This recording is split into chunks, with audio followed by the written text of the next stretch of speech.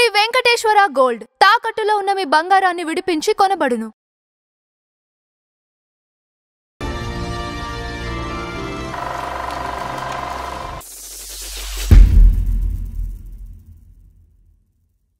నమస్కారం నందారచంద్ర గారు. నమస్కారం అంజుబాబు గారు. చాలా ఉంది.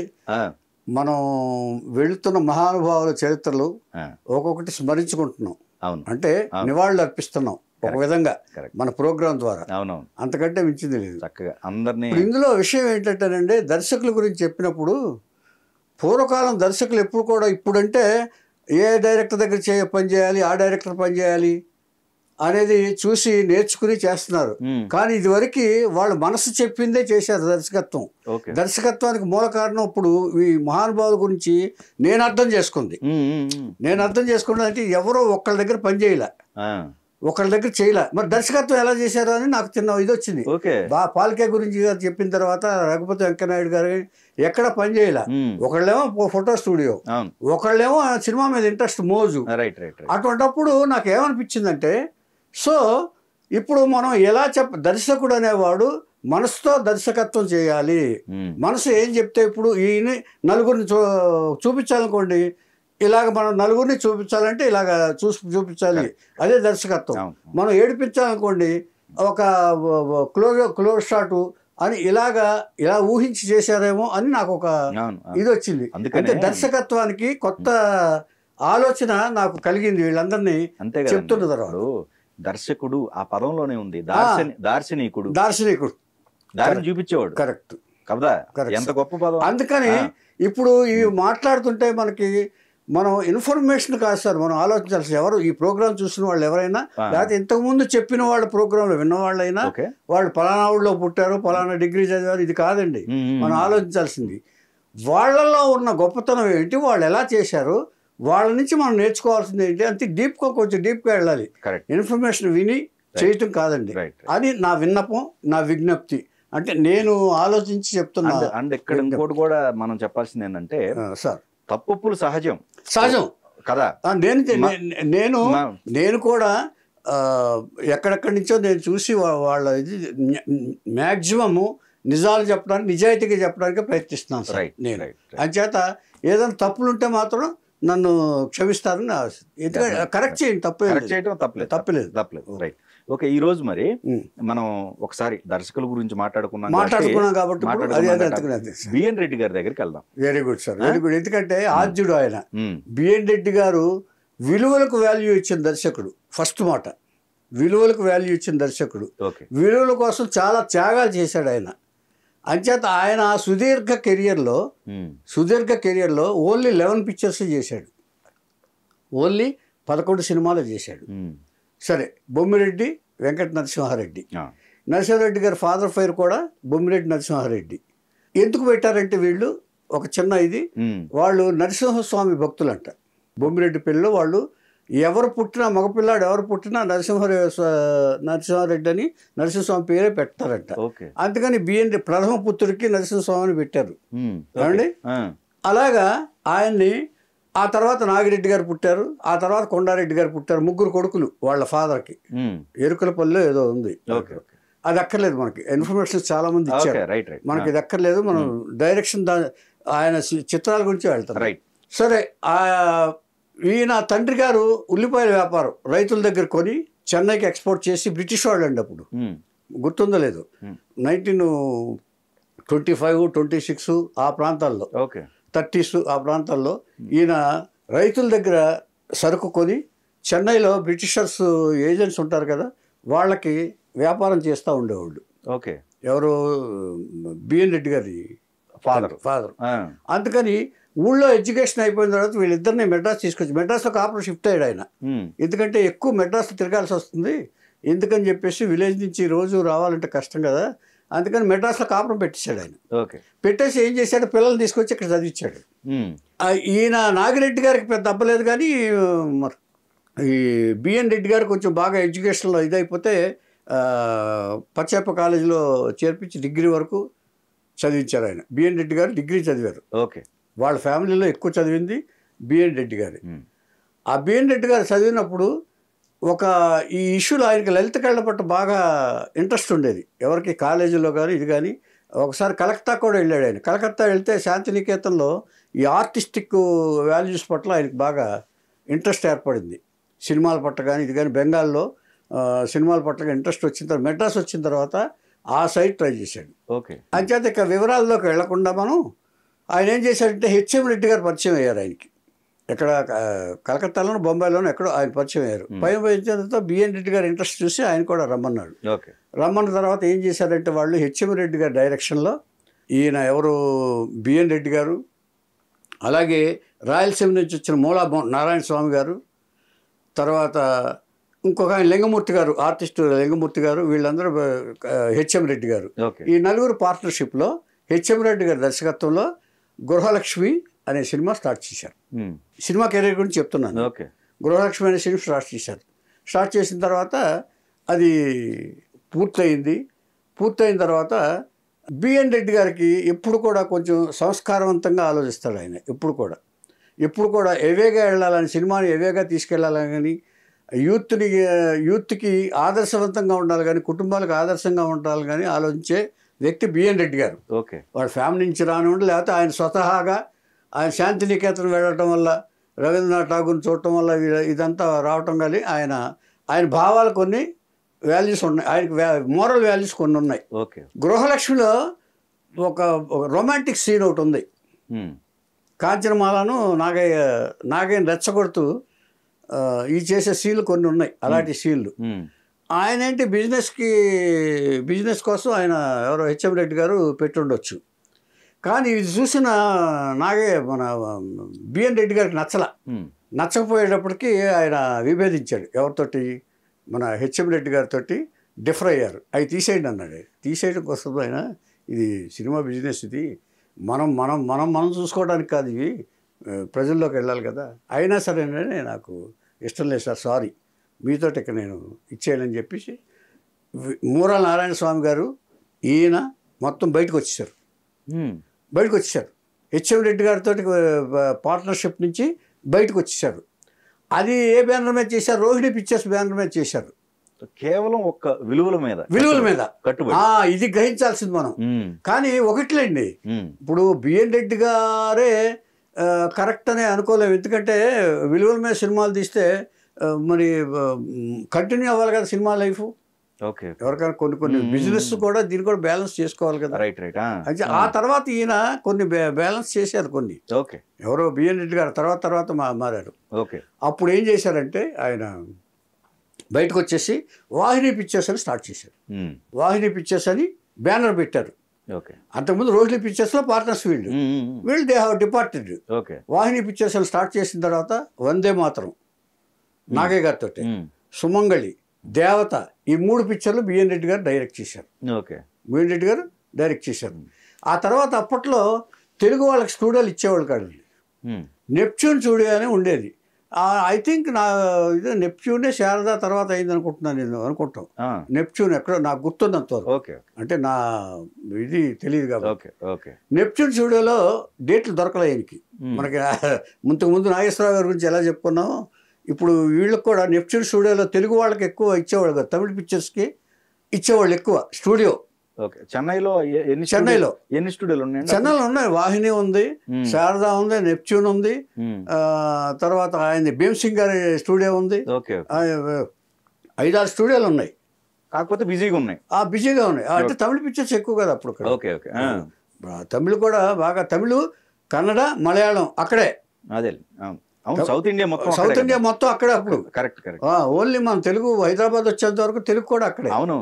ఏమంటే ఈ పరిస్థితుల్లో ఒక ఇది వచ్చింది, మన నెప్ట్యూన్ స్టూడియోకి వచ్చేటప్పటికి మనం కూడా స్టూడియో కట్టాలని చెప్పేసి ఒక ఇది వచ్చింది. ఎంతకంటే ముందు Gemini Vasan, Gemini studio Vasan ఉన్నాడు కదా, ఆయన ఒక పెద్ద పిక్చర్ తీస్తూ ఒక కామెంట్ చేశాడు. ఆయన కామెంట్ చేస్తే, ఎవరైనా పెద్ద పిక్చర్ తీయాలంటే ఓన్ స్టూడియో ఉంటే తప్ప ఎవరు తీయలేరు అని చెప్పి ఒక కామెంట్ చేశాడు ఆయన. ఓన్ స్టూడియో ఉండాలంట. పెద్ద స్టూడియో మన ఇష్టం వచ్చినట్టు తీసుకోవచ్చు, మన ఇష్టం వచ్చినట్టు చేసుకోవచ్చు. ఈ బయట స్టూడియోలో చేయాలంటే వాళ్ళ రిస్ట్రిక్షన్స్కి మనం భరించలేము, అంచేత ఓన్ స్టూడియో పెట్టుకుని పెద్ద పిక్చర్లు తీయాలని ఎందుకు తీశాడంటే ఆయన చంద్రలేఖ అనే సినిమా తీశాడు, భారీ సినిమా. ఓకే. అది దానికైతే కారణాలు ఉంటాయి. రైట్. మనం ఇది ఇప్పుడు అప్రస్తుతం మనం. Okay okay okay. అప్పుడు ఈయనకి వీళ్ళందరికీ ఒక ఐడియా వచ్చింది, స్టూడియో కడదామని చెప్పి. ఒక ఫ్లోరో 2 ఫ్లోరో కట్టారండి. మూలానారాయణ స్వామి గారు బాగా ఆ రాయలసీమ బిర్లా అనేవాళ్ళంట ఆయన్ని. ఓకే. ఒక మంచి ఫైనాన్షియల్ సపోర్ట్ మూలానారాయణ స్వామి గారు. ఓకే. అందులో సందేహం లేదు. ఏమంటే వచ్చిన తర్వాత 1, 2 ఫ్లోర్లు కట్టారు. కట్టిన తర్వాత ఈయన ఏం చేశాడంటే ఈ వందే మాతరం తీసేటప్పుడే ఈ మూలానారాయణ స్వామి గారు తన క్లాస్మేటు ఎవరో కేవీ రెడ్డి, మూలానారాయణ స్వామి కేవీ రెడ్డి గారు క్లాస్మేట్స్ రాయలసీమలో స్కూల్లో. అప్పుడు ఏం చేశాడంటే ఆయన మ్యాథమెటిక్స్లో జీనియస్, ఎవరు కేవీ రెడ్డి గారు మ్యాథమెటిక్స్లో నంబర్ 1 అనమాట. అందుకని క్యాషియర్గా ఆయన పిలిపించారు ఈ 3 పిక్చర్స్కి. ఓకే. మీకు అర్థమైందా? ఒక లింక్ ఎక్కడి నుంచి వస్తుందో మీకు, క్యాషియర్గా ఉండాలని అని చెప్పేసి రెడ్డిని పిలిపించారు. రెడ్డి గారు మ్యాథమెటిక్స్లో జీనియస్ తెలుసు కాబట్టి ఈయన అంటే డిగ్రీ చదివాడు కదా ఈయన కూడా, అంచేత పిలిపించారు. ఊరికి వెళ్ళిపోయాడు డిగ్రీ చదివి, ఇక్కడ వెళ్ళిపోయాడు. వెళ్ళిపోయిన తర్వాత ఆయన పిలిపించారు. ఆయన పిలిచే 3 పిక్చర్లకి క్యాషియర్గా పనిచేశాడు. ప్రొడక్షను క్యాషియరు మొత్తం చేస్తూ గడిపారు. గడిపిన తర్వాత ఏం చేశాడంటే ఆయన ఇదే కాకుండా అన్నీ అబ్జర్వ్ చేస్తూ ఉండేవారు కేవీ రెడ్డి గారు. కేవీ రెడ్డి గారిలో ఉన్న క్రియేటివ్ జీనియస్ని బిఎన్ రెడ్డి గారు కనిపెట్టారు. ఇప్పుడు డిస్కషన్లో ప్రొడక్షన్ మేనేజర్ కూడా అప్పుడప్పుడు మనం డిస్కషన్లో పిలుస్తూ ఉంటామండి. ప్రోగ్రామ్ చెప్పడం కోసం పిలిస్తే ఒక సలహా ఇస్తూ ఉంటారు. అలాగే అంటే ప్లానర్ వాళ్ళే కదా. అందుకని కథలు వింటూ ఉంటారు. వాళ్ళు ఏదన్నా అనుకుందామంటే మనతో డైరెక్ట్గా చెప్పలేకపోయినా డైరెక్ట్ దర్శకుడికి పక్కాళ్ళతోనే చెప్పిస్తారు, అసిస్టెంట్ డైరెక్టర్తోనూ కోడైరెక్టర్తోనూ చెప్పిస్తూ ఉంటారు. ఇట్లాంటి పరిస్థితుల్లో బిఎన్ రెడ్డి గారు కేవీ రెడ్డి గారిలోని క్రియేటివ్నెస్ని గమనించి నా పిక్చర్ ఒక డైరెక్ట్ చేయన్నాడు ఆయన. దట్ ఈస్ భక్త పోతన. అప్పట్లో పౌరాణికాలకేను వీటికే ఎక్కువ వాల్యూ ఉందండి. వీళ్ళు సోషల్ పిక్చర్స్ తీశారు కదా, సోషల్ పిక్చర్స్ తీశారంటే వీళ్ళు సామాజిక జయం. చిత్తూరు నాగయ్య గారు చిత్తూరు నాగయ్య గారితో వందే మాతరం, సుమంగళి ఇవన్నీ తీశారు ఈ సోషల్ సబ్జెక్ట్స్ మీదే. ఇవన్నీ ఇక పోతన ఈయనకి బాగా భక్తి మీద బాగా కమాండ్ ఉంది ఎవరికి, కేవీ రెడ్డి గారికి. అంచేత భక్తపోతం తీశాడు. భక్తపోతం తీసిన తర్వాత ఈ భక్తపోతం తీసేటప్పుడే కేవీ రెడ్డి గారు నాగిరెడ్డి గారిని పిలిపించారు భక్తపోతం పబ్లిసిటీ కోసం. నాగిరెడ్డి గారు ఊళ్ళో ఉన్నారు అప్పుడు, చదువు అబ్బలా. నాగిరెడ్డి గారు ఇదో లింక్, ఇంటర్ లింక్ ఇవన్నీ. మరి చక్రపాణి గారు ఎవరు? చక్రపాణి గారు తర్వాత, దీని తర్వాత చక్రపాణి గారు ఎంట్రీ. నాగిరెడ్డి గారు వచ్చిన తర్వాత ఎంట్రీ అయిందా. అయిన తర్వాత ఒక నాగిరెడ్డి గారిని పిలిపించారు. పబ్లిసిటీ బాగా, ఆయన బ్రెయిన్ మంచి, ఈ చదువుకపోయినా ఈ ప్రచార కార్యక్రమాల్లో బిజినెస్ వ్యవహారాల్లో చాలా దిట్ట. బిజినెస్ ఎలా డెవలప్ చేయాలనే దాంట్లో నాగిరెడ్డి గారు చాలా దిట్ట అంటారు. అప్పట్లో ఆయన తెలుసు. పిలిపించారు. ఆయనకు కూడా నెలకు 500 జీతం కేవీ రెడ్డి గారు అరేంజ్ చేశారు. కేవీ రెడ్డి గారు అంటే ఒక్కొక్కరు ఇంటర్లింక్ చూడండి. అయిన తర్వాత ఈ 2 ఫ్లోర్లు కట్టారు. కట్టిన తర్వాత ఇక్కడ వాహిని స్టూడియోలో అరేంజ్ అయ్యింది. వాహిని స్టూడియో అయిపోయిన తర్వాత అప్పుడు ఏం జరిగిందంటే కేవీ రెడ్డి గారు భక్తపోతం తీశారు. భక్తపోతం తీసిన తర్వాత మళ్ళీ ఆయనతోటే యోగి వేమం తీశారు. ఇలాగా కంటిన్యూ అవుతుంది. కంటిన్యూ అయిన తర్వాత అప్పుడు నాగిరెడ్డి గారు అంటే సడన్గా ఏమైందంటే మూలానారాయణ స్వామి గారికి ఒక చిన్న ప్రాబ్లం వచ్చింది. ఈ ట్యాక్స్ ప్రాబ్లం, ఏదో ఇన్కమ్ ట్యాక్స్ అని అంటారు, నాకు పూర్తిగా తెలియదు. కాబట్టి నేను ఏదో ఒక ప్రాబ్లం వచ్చి ఇక్కడ నేను ఈ బిజినెస్ చేయలేను. ఇంచేతంటే ఆయన లాక్ అయ్యాడు, ఎక్కడెక్కడ లాక్ అయిపోయాడు ఫైనాన్షియల్గా. అంచేత ఆయన మూలానారాయణ స్వామి గారు నేను తప్పుకుంటున్నాను ఆయన, నేను ఫీల్డ్లో ఉండకూడదు ఇప్పుడు, అంచేత నేను హైడౌట్ అయిపోతున్నాను, అంచేత మీరు చూసుకోండి అన్నారు. అప్పుడు నాగిరెడ్డి గారు ఎంటర్ అయ్యారు. నాగిరెడ్డి గారు కూడా అప్పుడు బ్రదర్సును తండ్రి వ్యాపారస్తుడు ఇది కదా. నాగిరెడ్డి గారు ఎంటర్ అయ్యారు. నాగిరెడ్డి గారు ఈ లోపల ఏం చేశాడంటే ఇక్కడికి వచ్చిన తర్వాత వీళ్ళు సినిమాలు తీసే టైంలో, వీళ్ళు సినిమాలు తీస్తుండగా భక్తపోతన యోగ వేమనం తీసే టైంలో నాగిరెడ్డి గారి తండ్రి ఏం చేశాడంటే రంగును పంపించాడు. రంగు నుంచి వచ్చిన తర్వాత నాగిరెడ్డి గారిలో వేరే చెప్తాను నేను, రంగు వ్యవహారం వ్యాపారం అది వేరే చెప్తాను నాగిరెడ్డి గారి. సరే, ఇక్కడ ఇది అయిన తర్వాత ఆ వ్యాపారం అంతా అయిపోయిన తర్వాత ఈయన ఈ వ్యాపారంలోంచి ఇక్కడ ఈ మూలా నారాయణ స్వామి గారు వెళ్ళిపోయిన తర్వాత దీంట్లోకి ఎంటర్ అయిపోయాడు ఈయన సినిమాల్లోకి. నాగిరెడ్డి గారు కూడా ఇన్వాల్వ్ అయ్యాడు కదా. ఇన్వాల్వ్ అయిన తర్వాత సినిమాలోకి ఎంటర్ అయ్యాడు. సినిమాల్లోకి ఎంటర్ అయిన తర్వాత అప్పుడు విజయ ఓపెన్ అయింది, విజయ వాహిని అప్పుడు ఎంటర్ అయింది. విజయ యాడ్ అయింది వాహినికి. మీకు అర్థమైందా? విజయ యాడ్ అయింది. విజయ వాహిని మీద అప్పుడు స్వర్గసీమ తీయాలి. ఇప్పుడు ఈయన అప్పులు ఇస్తూ ఉండేవాడు. ఎవరు? బిఎన్ రెడ్డి గారి ఫాదరు ఎవరికైనా అప్పులు ఇస్తూ ఉండేవాడు. ఆ అప్పులు ఇస్తూ ఒక ఆయన బిఎన్కే ప్రెస్ పెట్టాడు. ఆయన ఇక్కడ అదే పక్కనే బిఎన్కే ప్రెస్ పెడితే ఆయన కూడా డౌన్ఫాల్ అయ్యి ప్రెస్ వదిలేసి ఈయనకి ఇవ్వాలి డబ్బులు. ఆ డబ్బుల కింద ప్రెస్ వదిలేసి వెళ్ళిపోయాడు. దాన్ని బిఎన్ రెడ్డి గారు వీళ్ళు అప్పచెప్తారు. దానికి ప్రజామిత్ర అనే పత్రిక ప్రింటింగ్ కూడా అక్కడికి వచ్చేది. దానికి చక్రపాణి గారు యువ అనే దీంట్లో శరత్ సాహిత్యాన్ని ట్రాన్స్లేట్ చేస్తూ ఉండేవాడు ఆయన. ఎవరో చక్రపాణి గారు. ఇప్పుడు వీళ్ళు ఈ మూరా నారాయణ స్వామి గారు వెళ్ళిన తర్వాత నాగిరెడ్డి గారు ఎంటర్ అయిన తర్వాత వీళ్ళు కంబైన్డ్గా విజయవాహిని మీద సినిమాలు తీద్దాం అనుకున్నారు.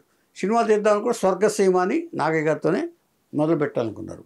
అప్పుడు రైటర్ ఎవరంటే యువ వస్తున్నాడు కదా, ఈయన చక్రపాణి గారిని తీసుకొచ్చారు. చక్రపాణి గారు అంటే మొట్టమొదటి నుంచి ఈ సాహిత్యం మీద ఎక్కువ ఈ పబ్లిసిటీ చేస్తున్నప్పుడు బాగా పరిచయం.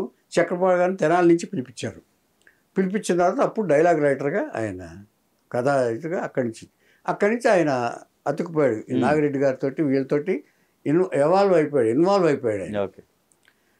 ఇక అంతవరకు అయిపోయిన తర్వాత వీళ్ళు ఇదే అయిన తర్వాత ఈ సినిమాలు అయిపోయిన తర్వాత స్వర్గసీమ తీస్తున్నారు. తర్వాత ఈయనకి ఎక్కువ సినిమాలు చేసే ఇది లేదు బిఎన్ రెడ్డి గారికి. ఎందుకంటే వాల్యూ బేస్డ్ ఎక్కువ. అంచేత ఆయన తీసిన ఏదైనా సరే. ఆ తర్వాత మల్లీశ్వర్ తీశాడు ఆయన. మల్లీశ్వర్ సూపర్ హిట్ అయింది. ఏంటంటే ఈ కళాకారుల గురించి కానీ, చేనేత కళాకారుల గురించి కానీ, దాంట్లో రాయల వారి గురించి తీయాలని ఉండేది. దాన్ని రాయల గారిని ఇన్వాల్వ్ చేసి మల్లీశ్వర్ అనే సినిమా తీశాడు.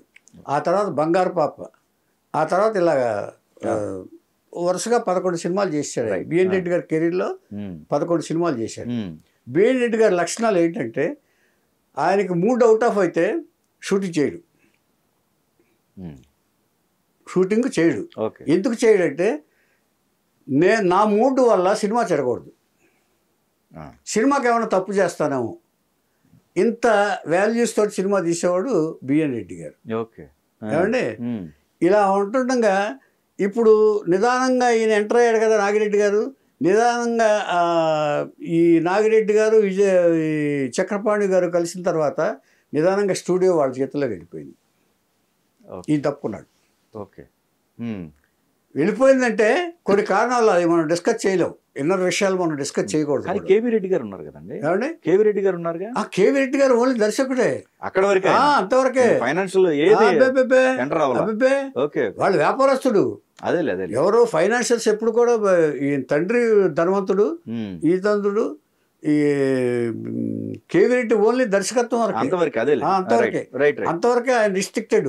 బికాజ్ వీళ్ళిద్దరు బ్రదర్స్. మీకు అర్థమైందా? ప్రాపర్టీలోను బ్రదర్సే, ఆస్తుల్లోనూ బ్రదర్సే, దేంట్లోనైనా ఫైనాన్షియల్ గాను బ్రదర్సే వీళ్ళిద్దరు. సో బిఎన్ రెడ్డి గారు ఈ వాల్యూస్ ఉన్నాయి కదా. ఈయన వ్యాపారవేత్త, నాగిరెడ్డి గారు ప్రాక్టికల్ మనిషి, ఈయనేమో సిన్సియర్ మనిషి బిఎన్ రెడ్డి గారు. సో గ్రాడ్యువల్గా ఏమైంది, నాగిరెడ్డి గారి చేతులకి స్టూడియో వెళ్ళిపోయిన తర్వాత ఆయన స్లో అయిపోయి ఆయన సినిమాలు ఆయన 2 సంవత్సరాలకు ఒకసారి సినిమా తీస్తూ ఆయన ఈ దీంతో పడలేక 11 సినిమాలతోటి ఆఫ్ చేశాడు. ఆఫ్ చేసిన తర్వాత ఫైనల్గా ఈ మారుతున్న ఆయన 77లో పోయాడు అనుకుంటాను. ఈ మారుతున్న సినిమా ప్రక్రియలు ఉన్నాయి చూసారా మీరు? మొత్తం డైరెక్ట్స్ ఈ పోకడలు, సినిమా పోకడలు ఆయన ఎప్పుడు నచ్చేది కాదు. అయిన తర్వాత ఒకరోజు ముందు ఎప్పుడు అన్నాడంట, ఇవాళ కనుక నేను సినిమా కనుక డైరెక్షన్ అయ్యి ఉంటే ఒక్క సినిమా కూడా, ఒక సింగిల్ ఫ్రేమ్ కూడా తీసేవాడిని కాదు, తీయగలిగి ఉండేవాడు కాదు, తీయగలిగి ఉండేవాడు కాదు. ఇచ్చేదంటే ఈ పోటీలో నేను తట్టుకునేవాడిని కాదు అని అన్నాడు ఆయన. బిఎన్ రెడ్డి గారి నుంచి ఇంకొక అన్నపూర్ణకి ఒక చిన్న కనెక్షన్ చెప్తానండి. ఇంచేదంటే పెద్దవాళ్ళు ఎందుకు ఏం చేస్తారనేది మనం చెప్పలేం. కేవీ రెడ్డి గారు దొంగరావుడు తీసిన తర్వాత అంటే ఈ ఫినిషింగ్ టచ్ అనమాట. Okay okay. దొంగరావుడు తీసిన తర్వాత మనం అనుకున్నాం దర్శకుల గురించి వెళ్ళారు.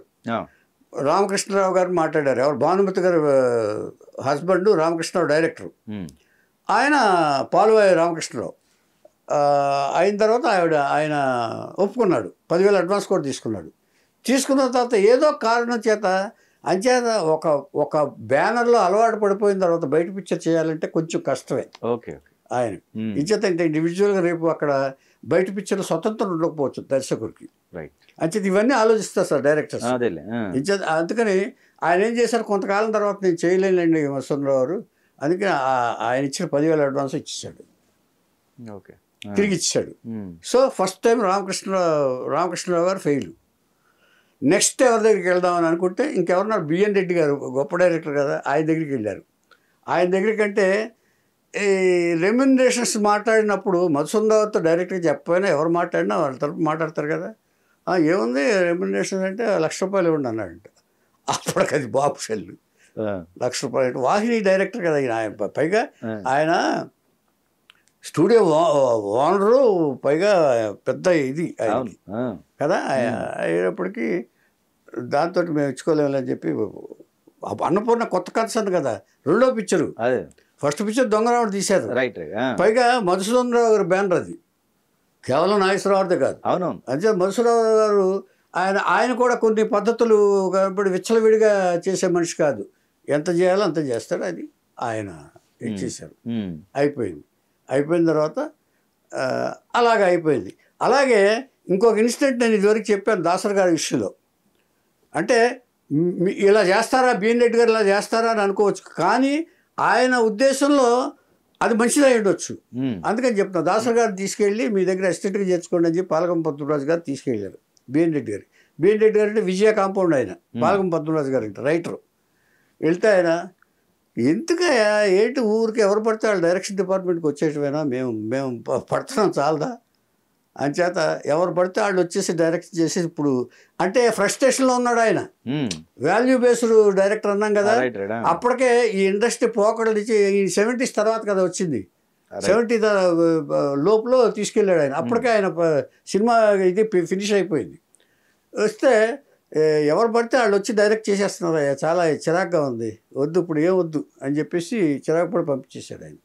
గురువుగారు మాట అన్నాడు ఆయన చిరాకు పట్టడం అర్థం ఉంది, ఎందుకంటే అందరూ నిజంగానే ఎవరు పడితే వాళ్ళు వచ్చేసి డైరెక్ట్ చేసి సినిమా ఇండస్ట్రీకి ఏదో ఒక ఇదిగా అయిపోయింది, సినిమా ఇండస్ట్రీ అంటే తేలికైపోయింది ఇప్పుడు అంచేత ఆయన బాధపడి ఉండొచ్చు, ఆయన బాధపడటంలో సహజంగానే ఉందని చెప్పి దాని ప్రకారం నేను తయారవుతానని చెప్పి ఆయన అనుకున్నారు.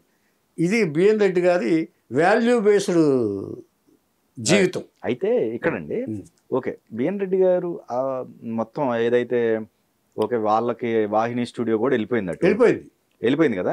తర్వాత ఈయన అసలు మరి సినిమాలకు దూరంగా ఉన్నారు, రిటైర్మెంట్, బిజినెస్ ఏమన్నా స్టార్ట్ బిజినెస్ లేదు, బాగా ఆస్తిపరుడు ఆయన. ఓకే, దూరంగా ఉన్నారు, ఇంకా సినిమాల్లో ఆయన ఎమడలేకపోయాడండి. ఓకే ఓకే, అదేలేండి ఒకటి చెప్పండి, ఎమడలేకపోయారు ఆయన.